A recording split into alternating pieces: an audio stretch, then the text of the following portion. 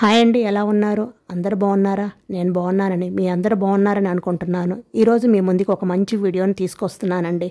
అది ఏమిటో కాదండి, ప్యారెట్స్ అంటే నాకు ఎంతో ఇష్టం. అలాగే మీకు కూడా ప్యారెట్స్ అంటే ఎంత ఇష్టమో అర్థమైంది. అందుకే నేను ఈరోజు చాలా ఈజీగా మామిడాకులతో ప్యారెట్ని చూపించబోతున్నానండి. నేను చేసిన ప్యారెట్ డివైజ్ని సింపుల్ డివైజ్ ఇది.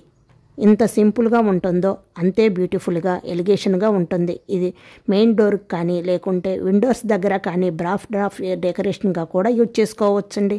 చాలా యూనిక్గా ఉంటుంది. ఇక్కడ నేను మామిడాకులు యూజ్ చేస్తున్నాను.